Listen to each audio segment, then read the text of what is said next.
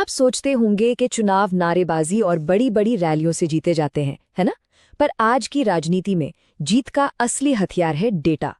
चलिए आज हम पर्दे के पीछे चलते हैं और देखते हैं कि कैसे एक सधी हुई डेटा पर आधारित रणनीति एक पूरी विधानसभा सीट का भविष्य तय करती है। हमारा फोकस है हिमाचल प्रदेश का भरमौर विधानसभा क्षेत्र। जरा कल्पना कीजिए, हिमालय की गोद में बसी एक आदिवासी आरक्षित सीट। यहाँ की सियासत उतनी ही अप्रत्याशित है जितनी यहाँ की पहाड़ी रास्ते, और यहाँ हर एक वोट की लड़ाई बड़ी ही बारीकी से लड़ी जाती है। देखिए, यहाँ 70% से ज्यादा लोग वोट डालने निकलते हैं। अब इसका मतलब क्या हुआ? इसका मतलब ये कि हर एक वोट जीत और हार के बीच का फासला तय कर सकता है। और यही बात इस इलाके को आज की चुनावी रणनीति समझने के लिए एक परफेक्ट केस स्टडी बनाती है। तो सवाल ये है कि भरमौर की राजनीतिक जमीन इतनी डामाडोल क्यों रहती है? आज को समझने के लिए हमें थोड़ा अतीत में झांकना होगा। इसका जवाब इसके इतिहास में ही छिपा है।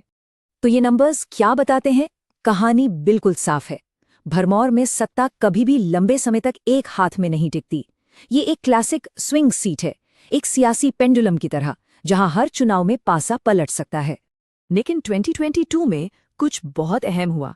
बीजेपी ने सिर्फ जीत ही हासिल नहीं की, बल्कि उसने 50% की वो जादुई सीमा भी पार कर ली।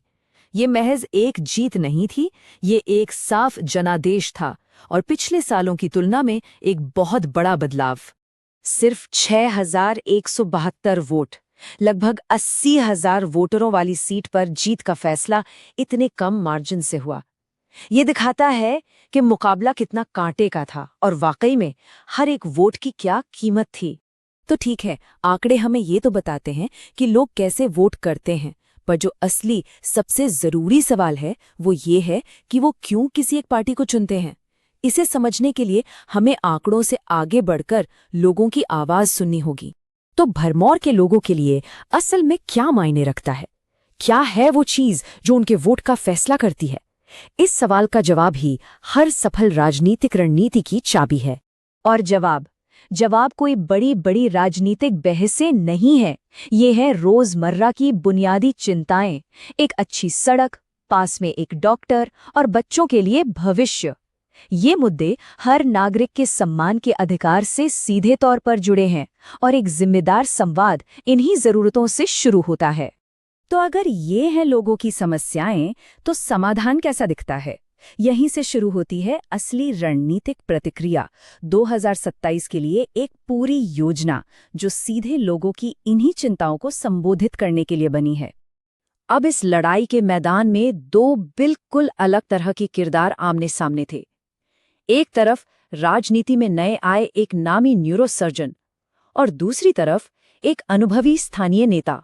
इन्हीं दोनों की प्रोफाइल पूरी रणनीति को एक आकार देती है।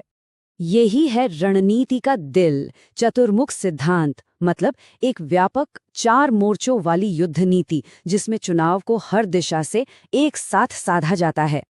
तो पहला मोर्चा है वोटों का सीधा सीधा गणित और लॉजिस्टिक्स। यहाँ मकसद साफ है, अपने बेस को लामबंद करना और साथ ही जो वोटर्स दुविधा में हैं उन्हें अपनी ओर खींचना। दूसरा मोर्चा है जमीन पर, यानी संगठन। क्योंकि देखिए, दुनिया की सबसे अच्छी रणनीति भी बेकार है अगर उसे लागू करने वाले लोग ही ना हो। ये मोर्चा उस इंसानी ढांचे को मजबूत करने के बारे में है। और फिर आता है तीसरा और शायद सबसे अहम मोर्चा, नैरेटिव का, यानी कि जनता के दिल और दिमाग को जीतने की लड़ाई। अपनी कहानी लोगों तक पहुंचाना और विरोधियों के दावों का तथ्यों के साथ मुकाबला करना। पर ये सारी रणनीतियां, ये सारा डेटा, ये सब एक ही मंजिल पर आकर रुकता है, और वो है जनता का विश्वास। क्योंकि आखिर में गवर्नेंस का मतलब भरोसा ही तो है, और ये भरोसा तब और मजबूत होता है जब लोगों की निजी जानकारी की सुरक्षा और उनकी सहमति का सम्मान किया जाए, जैसा कि भारत का डेटा संरक्षण कानून भी हमें बताता है। इस पूरी सोच को एक लाइन में समेटा जा सकता है। अंत में किसी भी अभियान का शोर नहीं, बल्कि उससे बना भरोसा ही मायने रखता है।